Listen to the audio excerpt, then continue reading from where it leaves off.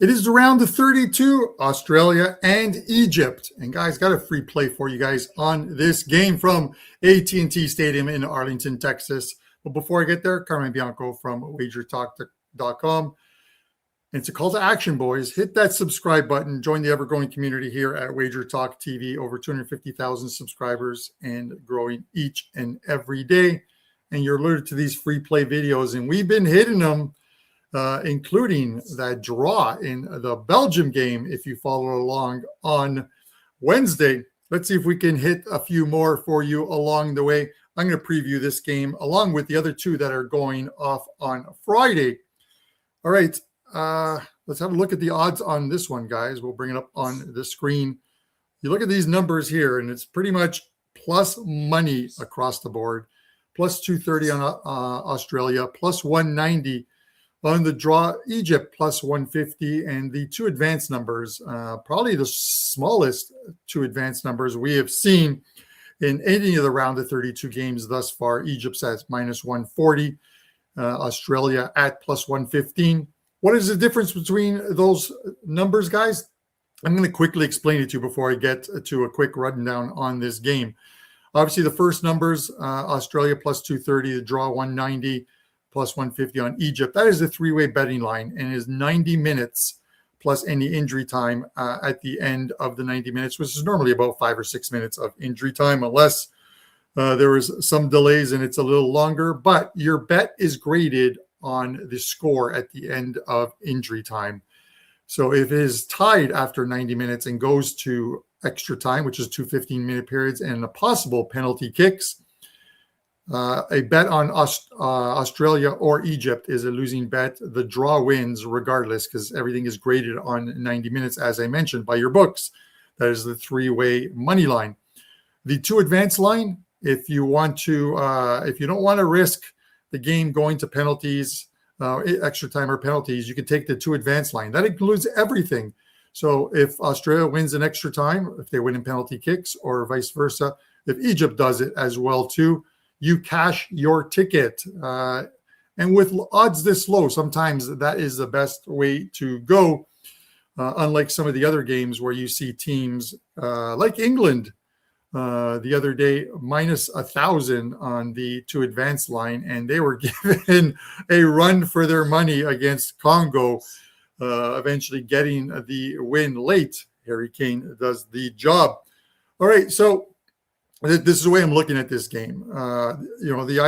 Ironically, the weird thing about this, if you believe in things happen in threes, well, Australia has never won a knockout stage game in the World Cup. They've only been there twice.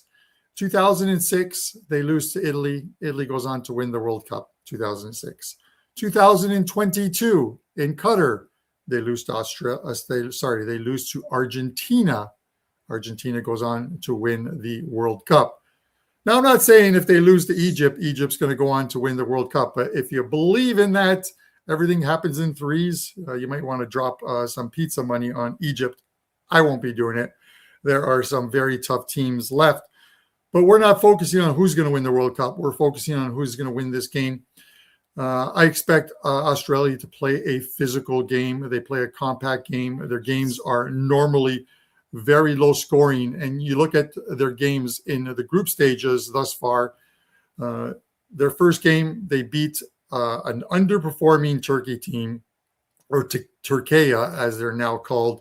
They beat them 2-0 in that game. And that sort of set Turkey on their way out of this tournament as they lost their next game and were officially eliminated, underperforming. Their next game, they lose to the USA, who won on Wednesday, winning 2-0 against Bosnia to move into the round of 16. USA beats them 2-0, gets a goal early on in that game off an own goal, and coasts to a victory in that game back in the middle of June. And then their final game, and this one, I think you got to draw a line through this game. They played Paraguay, a scoreless draw.